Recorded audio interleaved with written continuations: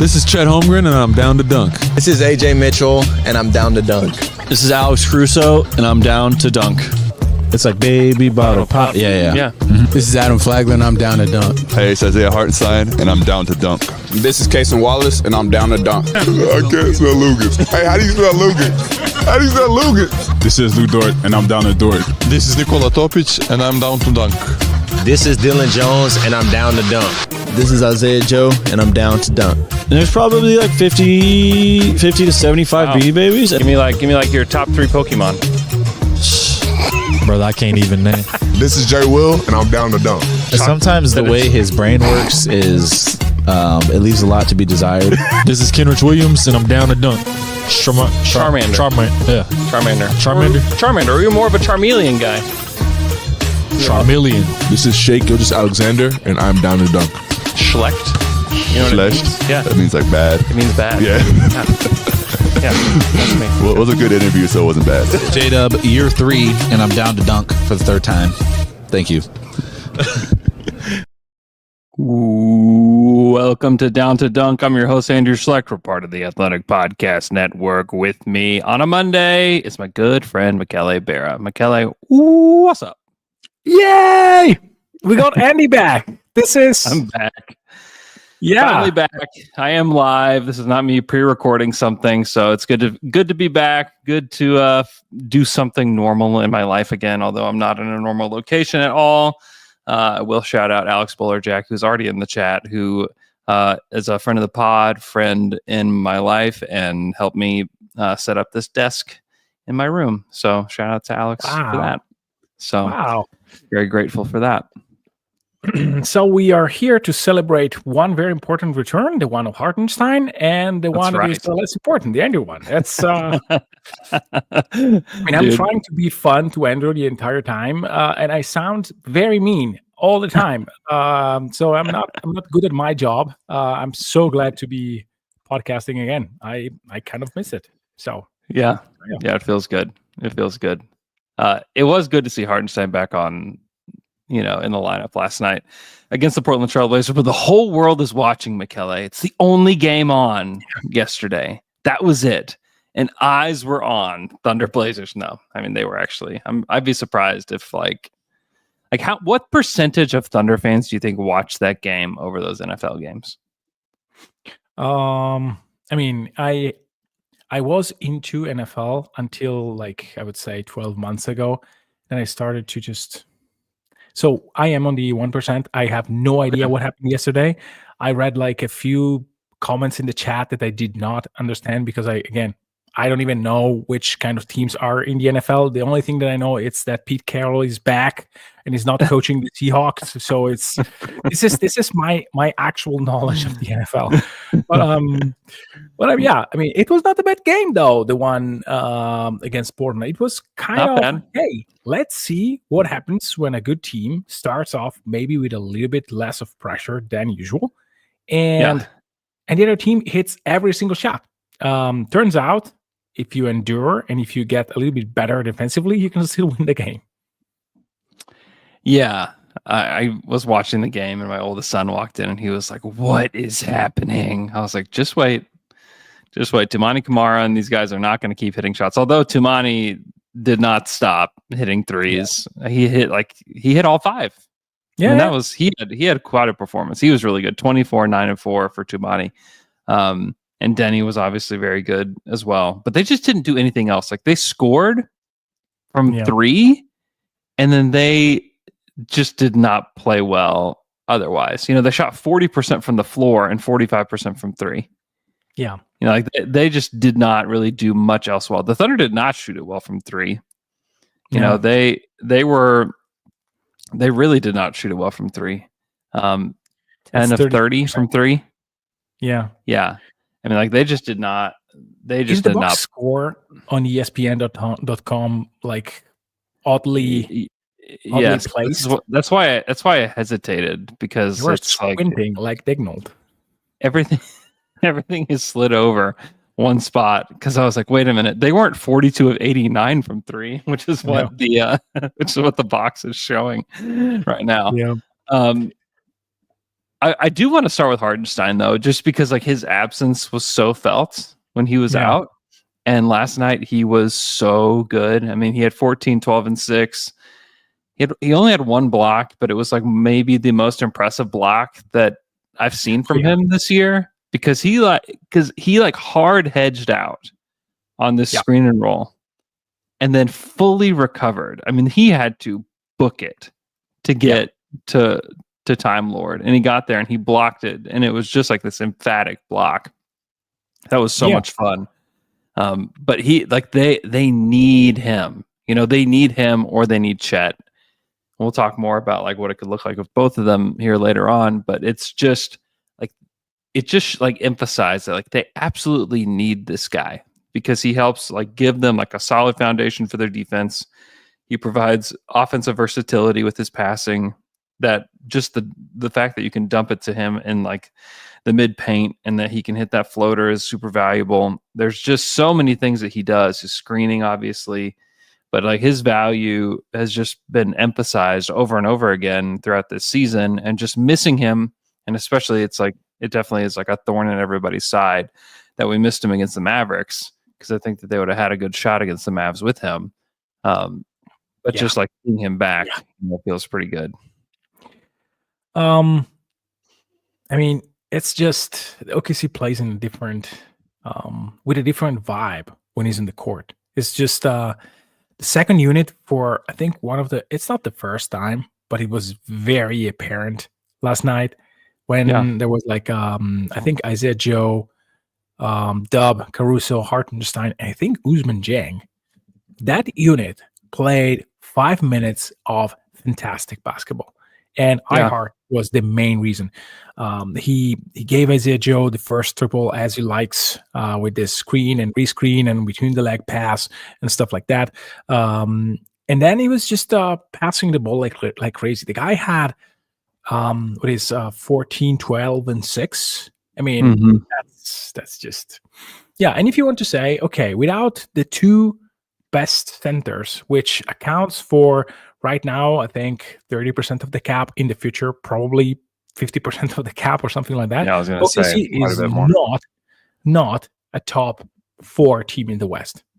We everybody knows that. Like, this is why they got not one elite center, but 2, because they felt like one elite center could play both roles. And again, we'll talk about that. And they really need someone who can screen for them and open space. And it's not like a coincidence that against the Mavs and in other points into the season, they struggled when they didn't have that. They knew that. They knew that because they won 44 without Chet. They won 56 with Chet, and they were not good in very crucial games without Chet. This is all something that they know. Are they better than that 44 team right now without Chet and Hartenstein? Sure, they are. Are they elite? No.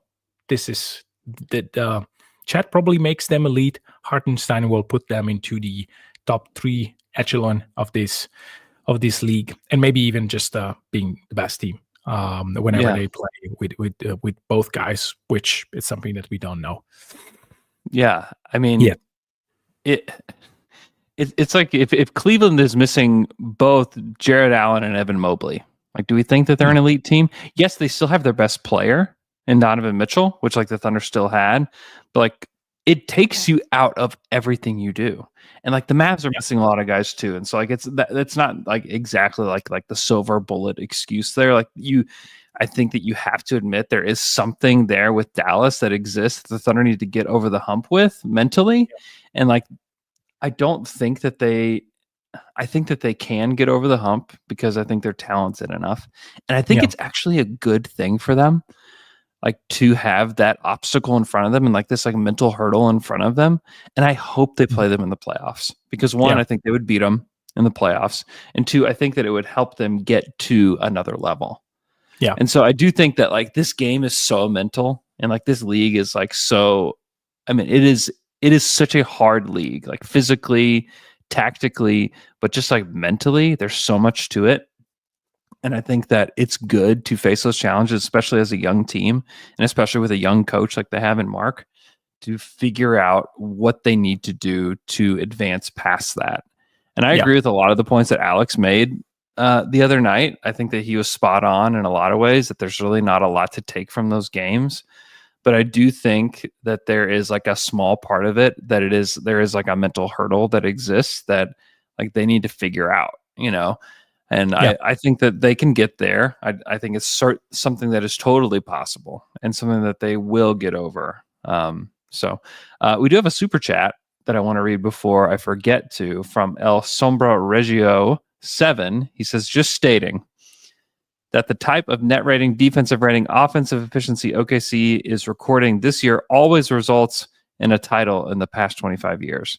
It's true, even just down to the record. So I looked this up this morning, that the Thunder right now have the best record in the NBA at 37-8. So only 25 teams in the history of the NBA have had that record through 45 games. And 12 of the 25 went on to win the NBA title. 3 went to the NBA Finals. 5 lost in the conference finals. 3 lost in round 2, and only 1 lost in round 1. So a majority of teams that have this record at this point in the season win the NBA championship. Yeah, which is pretty wild. And it shows like how dominant this team is. Like everybody knows, like best net rating plus 12.3, best net rating since, like you can't find a better net rating on NBA.com. You have to go off of NBA.com into like these archives to find like this Bucks squad that had a better net rating. But it was also at a time where it was like the garbage men and the plumbers playing, basketball. Like this was not like a time where things were like there. Yeah, it's completely different. So like really just going by like what is on NBA.com is probably the right way to go about it. And like they will have the best net rating of the modern era, is what you would say if they held that. Yeah, and they are doing this. Let's say this again, all together without their what was thought as the second best player of the team. And when he was drafted, when OKC drafted him, it was not out of the question that Chet Holmgren could be the best player of OKC down the road. Now, the guy with number 2 made a pretty strong case that this may not be the case because Shea is indeed awesome. But it's I think debatable who's the best between J-Dub and Chet. And this is not a shade on J-Dub. This is just celebrating how impactful and important Chet Holmgren was last year and can be this year for this team. So again, I'm not trying to say, J-Dub is not having. J-Dub is playing and struggling through some of the things that he does. I think that this is a natural, it's a natural progression when you are guarding in a different way. When like teams are scouting for you. The way in which J-Dub in year 1 could just dribble with the left, raise in the middle of the paint and just score, that shot is not there for him. Teams are scheming out. The 3-point shot, it was, let's see if this guy who takes just 3 shots can like make threes. And now he doesn't have that space. He's not getting all the calls all the time. Last night he did. But he's starting to get there.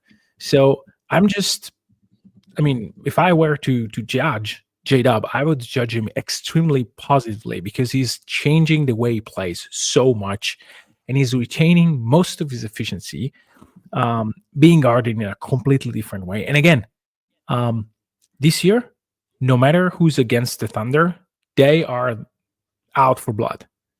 Nobody, except for maybe Washington, rolls over when they see the Thunder. They try, at least for a few quarters. It's true.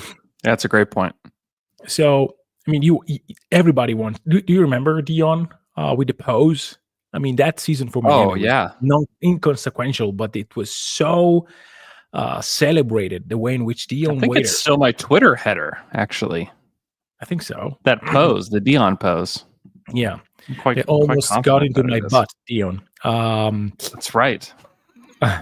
Anyhow, so this is again not a shade, but it's meaningful that OKC is winning at a 67 win pace with historical net rating without the second best player, possibly. That's Yeah. insane. Yeah. And Dub has been really good. I hate that they lost that Mavs game, because if they won it, I think we'd be talking more about how well Dub played in that game. I don't think I've even heard his line read anywhere, because I've been listening to podcasts and watching stuff, and people just want to talk about the loss itself. But like, he had 33, 4 and 7 with 4 steals and a block, and he was 4 of 8 from 3, 7 of 10 from the free throw line. Like, that is a superstar level line. Yeah. Line. Like, that's not, I mean, I hate that they lost for many reasons. But super hate that they lost, and he doesn't really get to like have any of that shine, because he had a spectacular game against Dallas. Yeah. And I think people also question like J-Dub a little bit and how he plays against Dallas, that he just hasn't like really brought it against Dallas, that he struggled in that series, that he struggled in other games against them. And I'm glad that like he was able to, in my mind, like put that to rest, because it like was against PJ was still there. It wasn't like the Dallas team. I don't want to like even emphasize. Honestly, I don't really want to talk about it anymore, but like, it was good to see him play that way. And last night, he was 8 of 8 from the free throw line. It's good to see him not only get there, because he's been getting to the free throw line more regularly. It's good to see him make them all too. Yeah. Because, against Dallas on the 17th, he went 4 of 8, Yeah, that's not going to cut it. Yeah. And so going 8 of 8, shooting, he shot 4 threes last night, went 8 of 8 from the free throw line. He had 24, 4 and 8 with a steal and 2 blocks. Like, he's contributing on both ends consistently and he looks great. I think he's going to make the All-Star team too, Michele. Yeah, like, I know that he may not be the second best player, but I think he's making the All-Star team.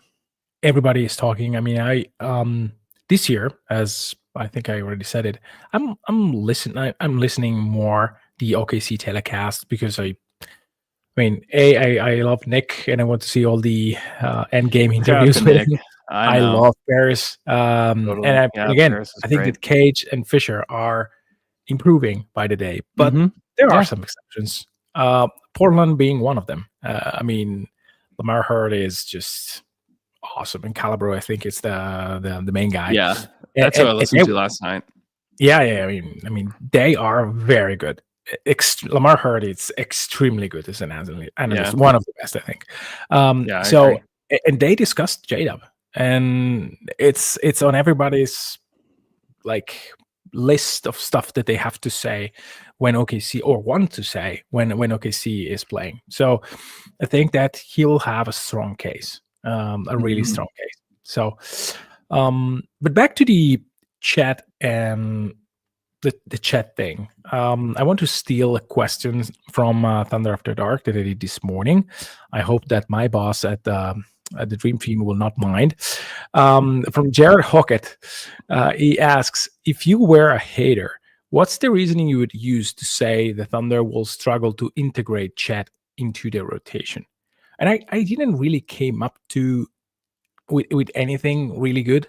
I just said that possibly spacing maybe one of them, trying to integrate the spacing between in a unit where you have a very good shooter by percentage, but not by gravity in Lu Dort and Holmgren, which probably has the same kind of gravity for defenses. So maybe having 2, it's a little bit of an issue, but I really don't believe in that too much. I honestly think the integration part for me, I just don't. We haven't really seen a guy with this injury come back. Like, this is just not a common basketball injury. It's not something that you can look at and say like, hey, yeah, this happened to these 5 guys that were about the same size, whatever. Here's how they returned. Here's how long it took them. Like, there's just not a lot of data to show. And he may be fine. I've talked to people that have done these surgeries before, and they say like, yeah, he should be fine, But I also wonder just like what his mobility looks like when he gets back, because I do think like that. I think ultimately we will see a lot of Hartenstein and Chet long term with this team. I wonder how much we'll see of it to begin with, just because I wonder about the mobility. Because if he's not as like quick and mobile as he was, before the injury, I wonder if how much 4 he can actually play. And like that to me would be like the biggest question that I have is, can he only play center? Which is not a bad thing, by the way, because having 48 minutes of Chet and Hartenstein is insane. That's an insane center rotation, and they have enough depth where I think that they can fill in the other spots. I do think like there is like this crazy optimized version of this team where you have both of them out there. Because I do think that those are 2 of the best 5 players on the team, and you want to get the best 5 guys on the court, as much as you can. I just wonder what that looks like. And I'm not saying like this is not sourced that I don't think he's going to look good, or it may take him some, I don't know. This is just me being curious about what his status is physically. Yeah. I think that this team has shown, they integrated Hartenstein in like 4 seconds of play of the first preseason game. It took all 4 seconds though. Yeah, it didn't take any time at all. And Chet's already played with all these guys, and Chet, that's the thing. And this is like where you can really credit Sam in the way that he's built this roster, and he said this, and I think that a lot of people, and probably even including me, kind of razzed him about it, not personally, but on a podcast or on Twitter or whatever. Because he said, like, we draft people over players. Yeah. We draft the people first. And he has, it shows up. I'll tell you that. Like, it shows up with every single guy from Shea all the way down to the 2-way guys. Like, it shows the character of each one of these guys, which I think matters when we're talking about chemistry. I think it matters when we're talking about integrating guys back into the roster. I think it's why like Hartenstein was able to, like, he looked good in the preseason, had to sit, and then when he came back, it was like no time had been lost. Yeah. I think some of that is just like how unselfish these guys are. And I think that's pretty genuine. And so I think that will make it easier. And also like Chet has been like with the team and part of the team, the most he can throughout this process. And the moment that he could be in the arena, he's in the arena. He's standing in the tunnel, on his crutches. Like he wants to be there. Like he's dying to get back out there. So I just think I don't have a lot of like tactical concerns. I just have like health concerns. Yeah, and that's just with it. Yeah, and that's totally fair. Yeah, it's a good point. I really wonder if they will start with the 2 big men and see how it looks before they make any changes. But I understand what you mean in terms of, is he ready to really move like a guy who can guard maybe a unit that has PJ at the 4, for example. That is a question. PJ, sure like Paul George plays the 4 for the Sixers. Yeah. There's like guys that can like really handle and like can really move on the perimeter that I'd worry about. Even like Aaron Gordon is like very mobile, a guy that can occupy many spaces on the court. Like, can he stick with those guys? I think when he's fully healthy, I see no issue with that whatsoever. Yeah. But I would like to see what he looks like, and almost like honestly give him the benefit of the doubt, because this is a significant injury, and like to have like expectations placed on him that like, once he's back, he's going to be defending 4s. We're going to see this lineup, plug and play.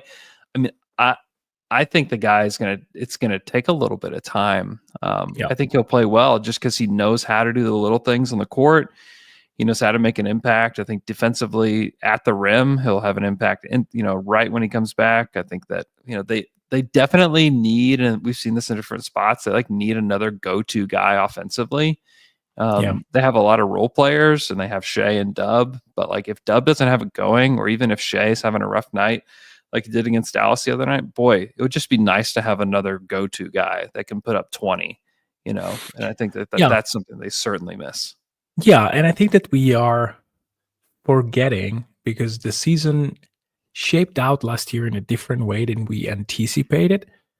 But the first few months of the season, Chet Holmgren was a guy who forced OT in San Francisco with a just stupid mad performance of 30 plus with the triple that sent it to overtime. That version of Chet was there. Now, I agree completely with you. It's not fair to expect anything right now, nor in the future, because we don't know. But if we get something close to that, then my concerns of integrating Chet are none, zero, just zero. Yeah, I agree. And I think what's funny is, I mean, I was just like looking at numbers today. Like we mentioned the net rating, best defense in the league. You know, the Thunder at a 103.9. The number 2 team is the Clippers, which, like, credit to the Clippers for what they've done this season. And also, like, I'm so bummed that they're this good. But they're at a 107.2. Wow. Like, that's the number 2 team. So 103.9 to 107.2 is 1 to 2. Yeah. I mean, like, that is a dominant defense. You know, they're 6th in offense, you know, top, you know, best defense, top 10 offense. They're first in deflections from the top 5. It'll take some big performances from what I remember looking at it, because it's not, because I was wondering that too when I was looking this morning. I can pull it up real quick, because I thought, oh, they can't be that far. Yeah, they're a full point and a half almost away from 5. So I mean, that takes time, and also Memphis is 5th right now. Yeah. So Memphis would have to have some pretty bad performances for OKC to pass them. But even being 6, there's no shame in that. The stat though that, like, I can't stop thinking about is the deflection stat. Mm-hmm. They have 20. They average 22 deflections per game. No team since 16-17 has even had 19 per game. Like, this is insanely special. Yeah. They almost have 100 more deflections than the second place team, which is Atlanta. Yeah. 100.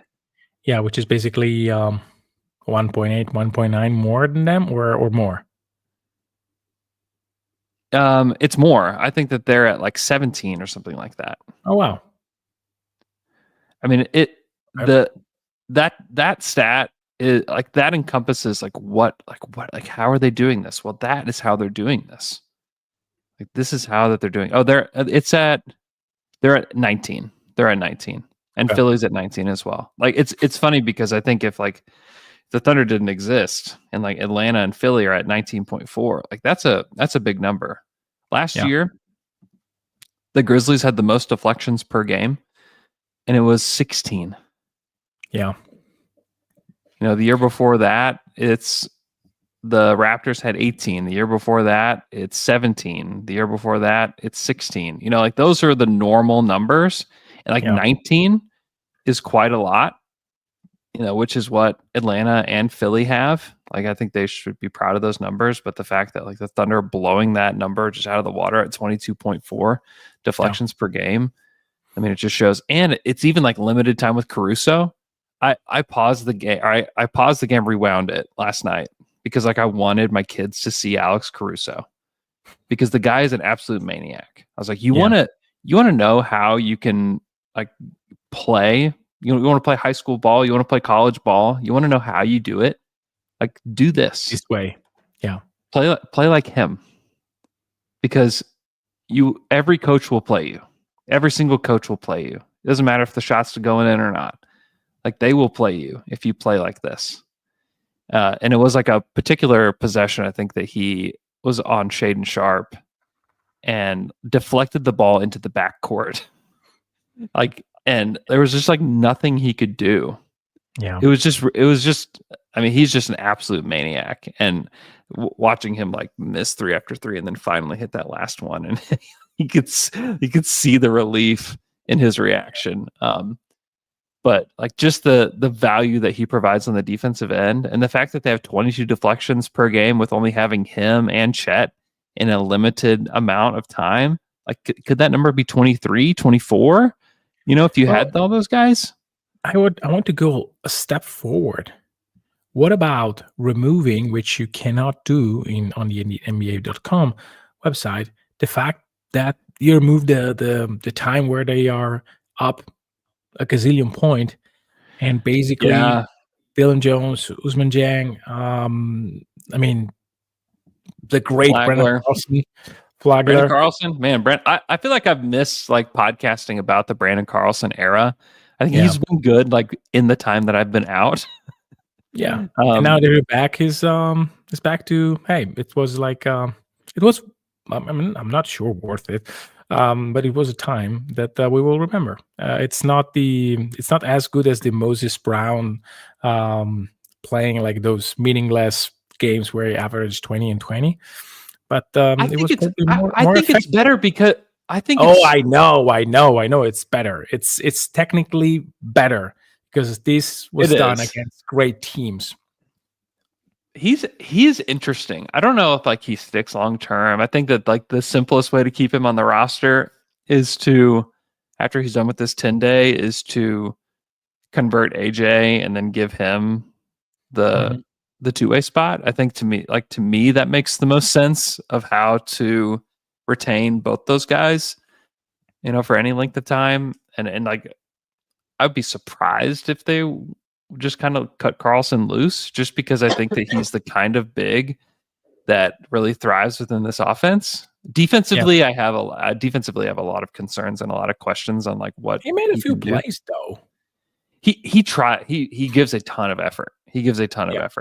But he's still developing. I know he's an older rookie, but like he's still developing, and I think he's a very interesting big to keep around. Like I do. I think that he could be like a Luke Cornett, why can't he be Luke Cornett? I definitely think he can be a version of Luke Cornett. I think he can be, even with less talent, a big that you can use the way you used Moose. I mean, again, not the same talent overall. I think that Moose had more polished, and I mean, yes, at the end of his career was just jacking trees, but when he was younger, he had like an in-between game that he decided not to use because the role was different. I think that Carlson doesn't have the same offensive talent, but if you focus on the trees and the defense is not terrible, then he can play regular season minutes here and there. I mean, if OKC has all the three bigs, then I find it hard, but who knows? Yeah, he won't play, but he can go help them get another G League title, though. Yeah, he can go down there and be part of the Blue Ballin group. I got a message from Blake Murphy, who covers the Raptors, and he was with the Raptors at camp, and he messaged me like right after the Thunder acquired him and said that he was on the Kelly Olynyk mentorship program in camp. He said right down to the snapback hat. He was like, and he's another like interesting comp. Like Kelly's really talented. Like that's a very talented player that I think it's probably an unfair comp for Carlson, but it's like a fine archetype for him, I think. Yeah. Just like a big that he can do a little bit of everything. Like I think he can move the ball pretty well too, which is why I think he fits with this team. Because I don't think that you can just shoot it. Yeah. Like I don't think that you can exist in this Thunder group and just shoot and that's it. Like I think you have to do a little bit of everything. That's why like Isaiah Joe's development has been such a huge thing for this team, because he can move the ball too. I mean, have you seen the play in which he decided, heck yeah, this is a 7-3 guy in front of me and I will score no matter if it's there or not? Like that was wow. Yeah. I mean, it was a moment. I said, what are you doing? Oh, nice. That's basically my reaction. He was another guy that the Thunder missed quite a bit because he's heating back up. I know there was a while where people kind of lost faith in Isaiah Joe, but the dude is heating back up right now. I think for the month of January, he's like 49% from three, which is. Let me find his stat. I don't have it here. But like having him and Caruso off the bench is just so incredibly helpful. Yeah. To have both those guys, because they both provide obviously very different things, but just having a guy that can come in and knock down threes. He took 7 last night, which is just great. Like By the way, you and I talk about it all the time. What is it? Yeah. No, it's 52, 48.6, 100% from the free throw line, 2.5 rebounds, 1.3 assists, and 0.8 steals.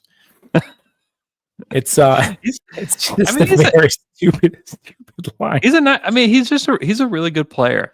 And I know like we're getting closer to the trade deadline and we'll talk more about that as we get there, but it's just really nice to have that guy back, and he's playing really well again. He looks like Isaiah Joe again. And like kind of why I got to talking about this is that he can do a lot more than just shoot. He's a guy that can move the ball. He can play well in transition. He rebounds pretty well for his position too at times. Like he's just a guy that can just help you in a lot of different ways. And also taking charges. The Thunder take the most charges in the league. And like he's really the reason why. Like he takes a ton of charges. So he's just found ways to be helpful. Like his development story is pretty big. I mean, the Sixers, there's a lot of like Thunder Sixers ties here, and the fact that the Thunder got him, as the Sixers waived him, is pretty big time. Yeah. Okay, let's take a quick break, and we're talking about the Sixers. Let's check in on the tanking, which not really tanking. Or are they tanking Sixers? We'll talk about that in their pick when we come back. We'll be right back. And we're back after that quick break. So this pick is becoming clearly the most interesting pick for OKC. The dreams of that Clippers pick being something special are down the tubes. They have been very good. Like I said, they have the number 2 defense. They've been ridiculous, and with Kawhi in the lineup, I think that the conversation about who's the second best team, I think that it's probably Denver in the Western Conference, but I think the Clippers, if they're healthy, which is like the caveat, and probably the reason why people don't talk about them and like don't even consider them, it's just that nobody really believes that they'll be healthy at the end of the day. But like this is a very good team.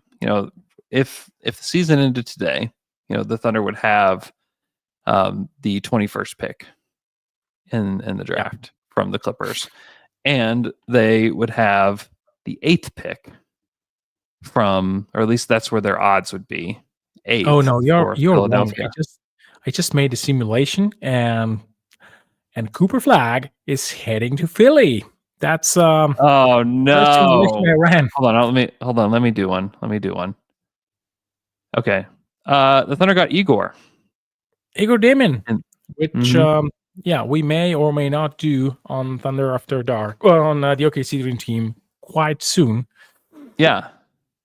I think that's interesting. But that pick it holds a lot of value. It holds a lot of possibilities. The Thunder could trade it. They could select somebody. My assumption is that they would just go ahead and select somebody at that slot. I think that there are a lot of interesting players to be had at that slot. I do really, really like, and I wonder what the Thunder think about him, is Liam McNeely from UConn. Yeah. Like, I just think a guy with that size, he's a good decision maker. He's like, I think he checks a ton of boxes that are like very thundery boxes. And I just wonder, because like we talk so much about, can we get a guy with size that can shoot? There is another possibility. Yeah. Our beloved listener, SportFan405.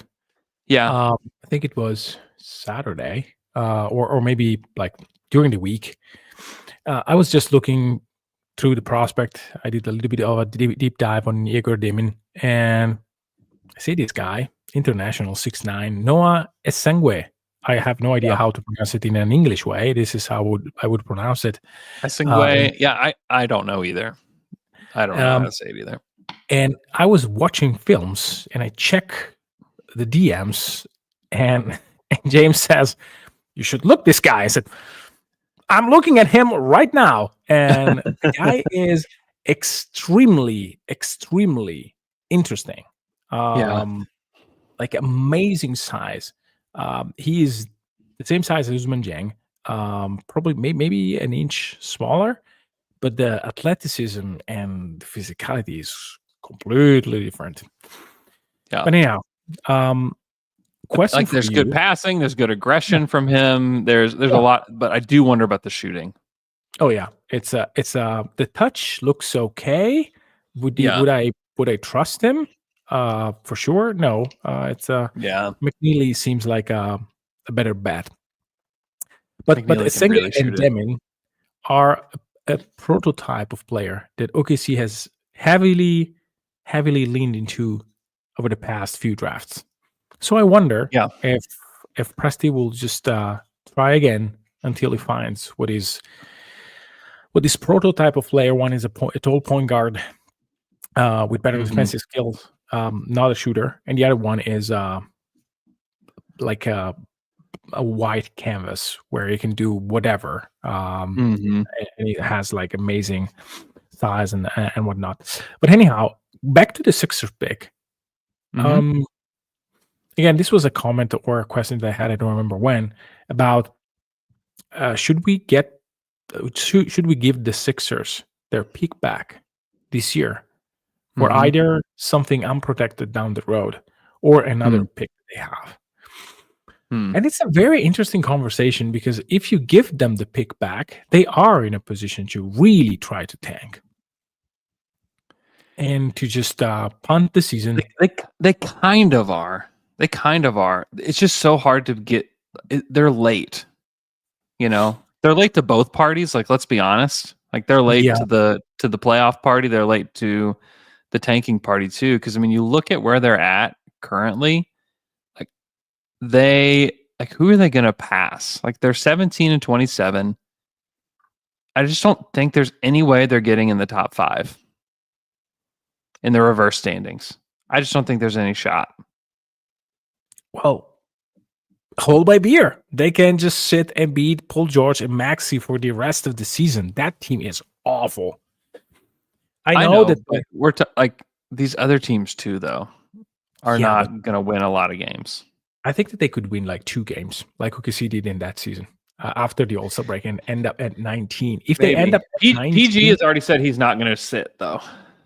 Yeah, I mean, you can say whatever he wants until he finds out that his knee is not really okay and he really needs the procedure. Well, he did have that pinky injury. He dislocated his pinky. It's his shoulder that is bothering him, clearly, or the knee.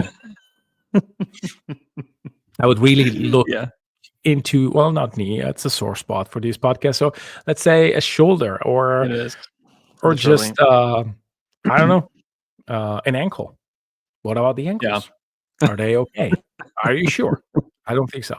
So I think that they are not good enough to say, okay, we will probably put it together, but they clearly don't have any incentives if they don't have the pick.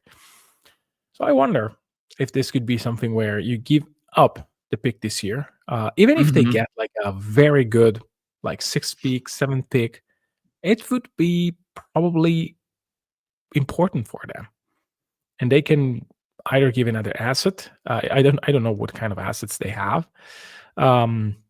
Give something to OKC in 2030, 2032. I don't know.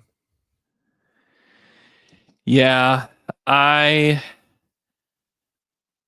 mean, if you could get an unprotected one in the future, I wouldn't mind that.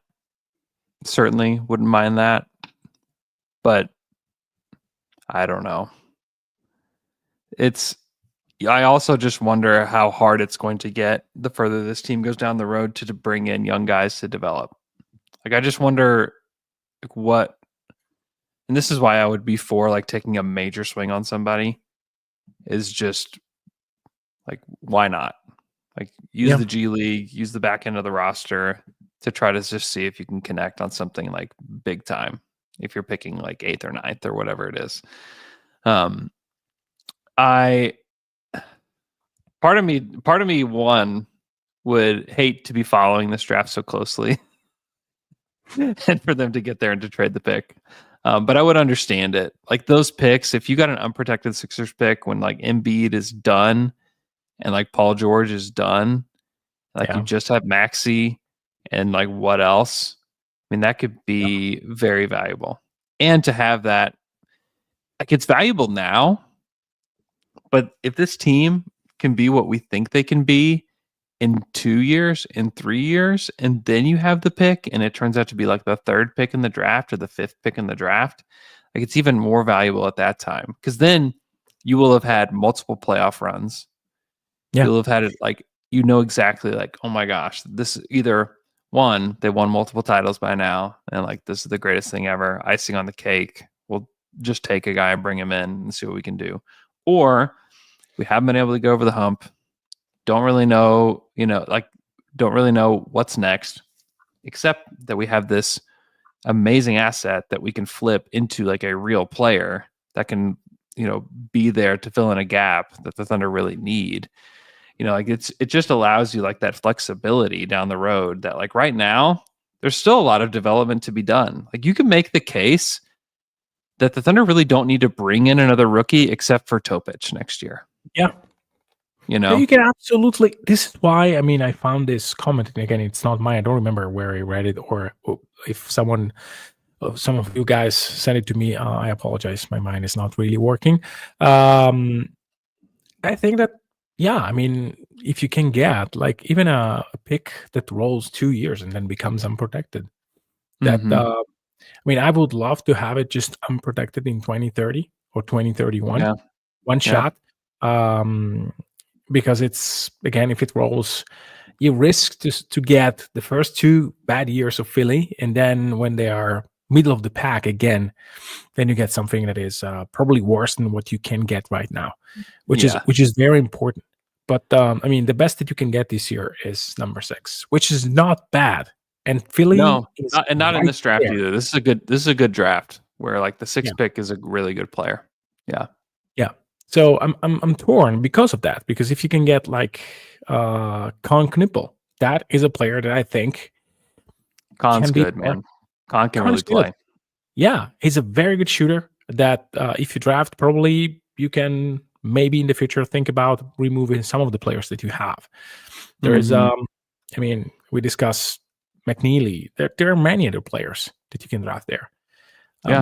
So it's a little bit of hey, let's hope that in 2030 there is a good draft, and that but it can be that this year you get like a pick between 8 and 12, or no pick at all because they can't. The Sixers can climb. You punt on that, and you get the number 28 pick in the draft because I don't know, because of things. Because they get number 1 pick. They draft Cooper Flagg, and they are great for the next 10 years. That can happen as well. Yeah. True. So the Thunder's upcoming schedule, they play. Oh, this is so good for this team right now because they played so many games recently, and they get these like pretty big breaks. And they had like a nice break between Dallas and Portland. They're getting a nice break between the Blazers and Golden State, and then they have another nice break between Golden State and Sacramento.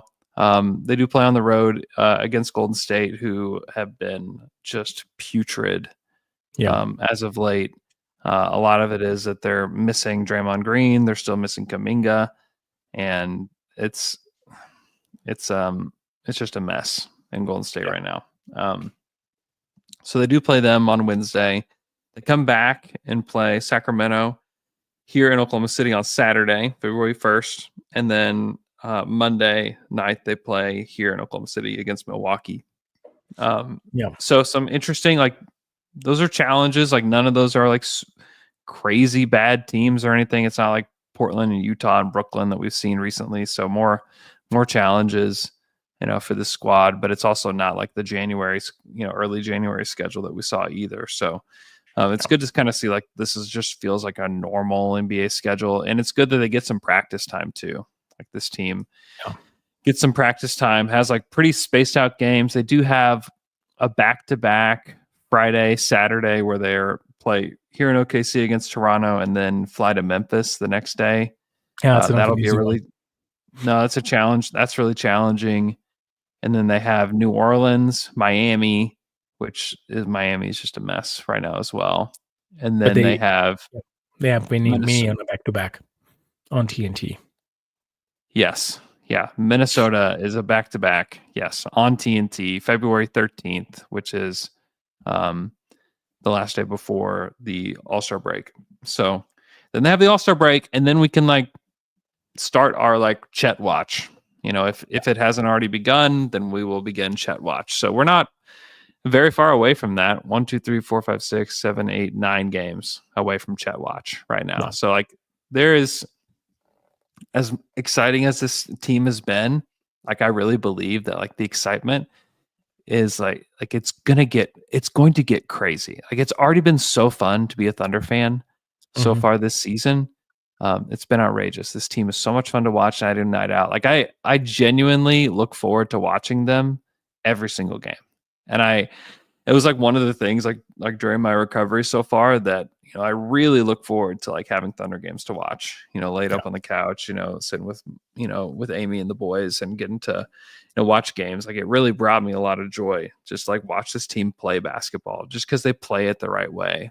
And I am coaching both my boys teams, really all 3 boys teams, like to an extent.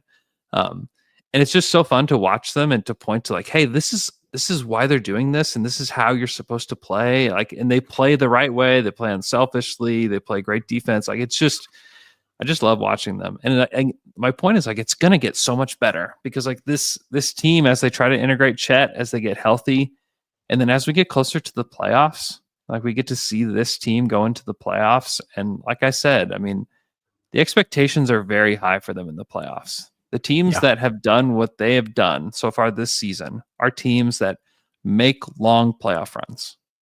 Like that's what these kinds of teams do.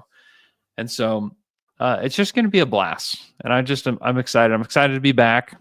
I'm excited to be back on the pod, be able to kind of do some normal things. I just want to also just take a second just to thank everybody for reaching out to me, you know, pre and post surgery. And I've had a ton of people bring us meals and just send me nice notes and check in on me. Michele has checked on me many times. And it just means a lot to me for the Down to Dunk community to kind of surround me and to, you know, just send me well wishes and prayers and all of that just means a lot to me. So I just want to thank everybody that, you know, it's just nice to me.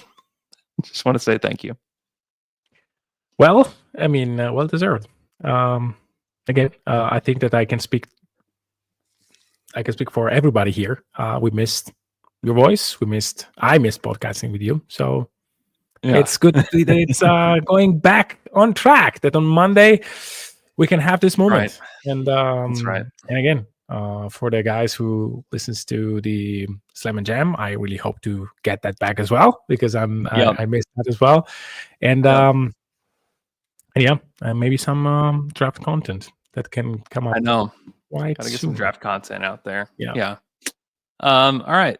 Anything else that you want to just get off your chest before we go, Michele? No. I mean, no. Just I watched the most have you seen the interview to Donovan Klingen's dad? Mm-mm. It was during the game. He looked so uncomfortable. Like he clearly didn't want to answer. I mean, he was, I don't know, probably shy is the right word. And this amazing lady kept asking him question over question. He was like, yeah, I don't really know. Yeah, I think so. Like he was answering like 2 words. It was clear to anybody that he was not going to give long, thoughtful answer. It was really embarrassed. But it made for great TV, I guess. Well, sort of. Anyhow. Okay, now I have to go find this. Man, you know, the parents of the athletes need media training too. Okay. But I mean, he said he didn't say anything weird. It was just like there. I mean, she asked one of the nicknames. It was something related to the elevator. I said, yeah, I wouldn't know. Like, it's just. I said, okay, yeah, sure. Oh no, Yeah. So that's something that you can go back and watch if you like cringy things. I do like cringy things. I'm into cringy things. I will ask you before we go, just like what your thoughts are on the West. Like, do you have any overarching thoughts on just like where the Western Conference is at? Right now, like it's OKC, Houston, Memphis, the Nuggets, the Lakers, the Clippers are the top 6 teams. Like, if you were to reorder those 6 teams, where would you have all those teams? So, I think that the top 4 is probably in the. I'm not sure it's in the right order for the postseason success. I do think that probably if I were to rank, I mean, are these 4 teams there by the end of the regular season? I would say yes. I think that Denver can probably be better. I'm not entirely sure though if they will have some distance between them. So it's a really tight race. I don't see anybody else really jumping those 4 teams. I mean, it's not that Denver has a lot of advantage over the Lakers or the Clippers. I just think that they will, one way or the other, make it to like the top 4. And they are by far, in my opinion, the most dangerous team in the playoffs because, I mean, Nikola Jokic can be guarded, especially if you have certain players, but he can give you a series. Oh yeah, he'll give you a series. There's no question. Like, just not a game. I think that the Rockets and the Grizzlies can give you games where they beat you because the Rockets have like very solid principles. They don't have a star. Memphis kind of has a star. I don't know if I would bank them on them being able to put up the things that Nikola Jokic can do in a series. For the other teams, I mean, I don't know. It's very murky to me right now. The Kings are winning. Mavs are in a tragic spot because of injuries. I think that they can get back on track. They are not far. Phoenix, with the current state, I don't trust them to get into the top 6 with Butler, possibly. And then, I mean, I really hope. I'm not sure if I'm hoping this, but the T-Wolves, they have all the possibilities to make it back on the top 6. Yeah, they don't look a team that can do it though. I mean, they may need a shakeup of some sort. I have no idea how they do it because they wanted to shed salary in the first place. But I would be very active if I were Minnesota, because this is not really working, and it's not really something where you can see it working in the long run for them. They need to do something to shake up a little bit the roster and to give Ant more space.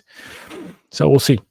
I'm not sure that this answered the question. I'm very curious to see the Kings going forward. I'm looking forward to that game to see if it was just Mike Brown or if this team naturally with a few like lucky breaks is finally finding a groove.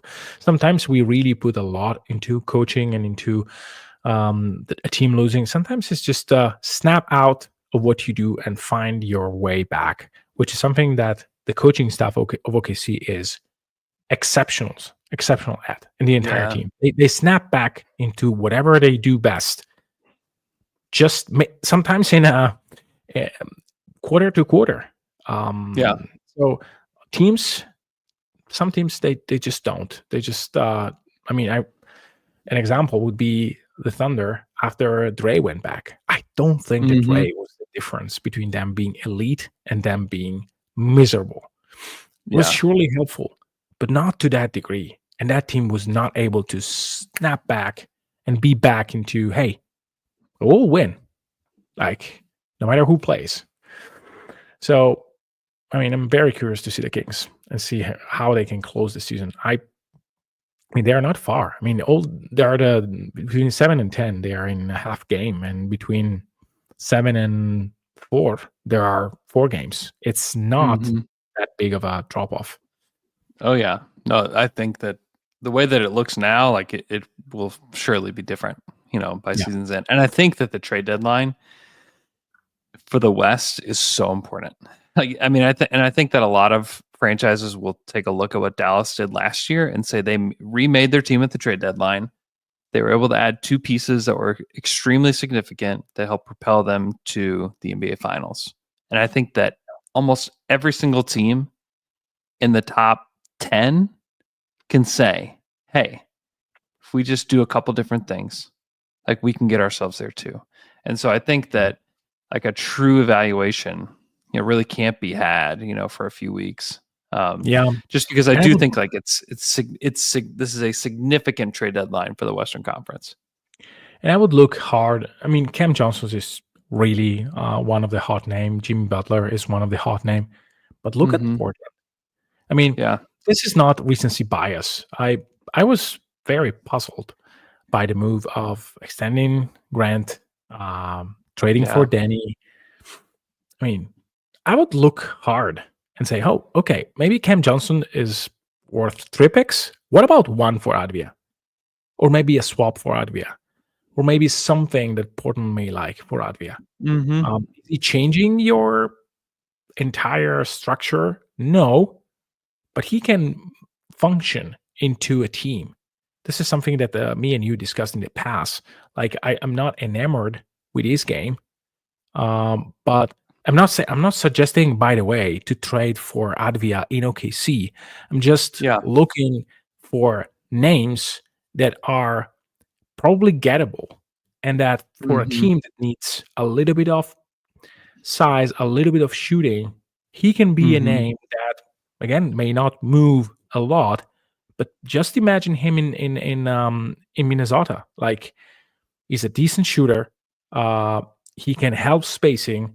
And maybe it's a little bit better, and there's a little bit better spacing around him, and it's something that may work. And again, Portland has to reconstruct everything. They need to gun for any talent they can get. So they should sell everything that nets them value right now. Disagree. I think that they should sell off and like completely. I mean, they're already tanking, but Jeremy Grant's got a long deal, and it's going to look a little bit better as it goes because it's 29, 32, 34, 36. But if you look at Denny's deal, like Denny's is descending, it's super cheap. I think he's like 11 million or something like that. I mean, it's like outrageously cheap. I think teams should go after those guys, certainly. Yeah. And like, I mean, the only problem with Denny for the Thunder is like he's just like another guy who's like not like quite a knockdown, shooter. No, I can do a little bit of everything. I would not. Again, my whole point is someone else. I don't really. I agree with you. OKC needs something. OKC really needs an improvement over the guy they have. I'm not sure that Wiggins and Advia are that much different in terms of and again, the contract it's just size, honestly. Like, it's just size. Yeah. But I wouldn't necessarily make the switch. Yeah. I was just thinking about like prospects that can be had for other teams, not necessarily for OKC. On Lakers, I have no idea what kind of assets they can pull up. But imagine a guy like Advia on that team. That works. Again, Advia works on basically every team, and I don't think that he's actually hurting, quote unquote, Portland, because he's a serviceable player. And again, that team doesn't need him right now. They need to be bad. They obviously value him in some way, though. It's just weird that they acquired him. Like, if I were the Thunder and you could acquire him, I probably would try to. But I don't know. Like, to me, he's not like a super consequential piece. Okay. Anything else? We good? No, we're good. Okay. Thank you so much for listening to our show. Hope everybody's doing great, and we will talk to you guys again on Wednesday.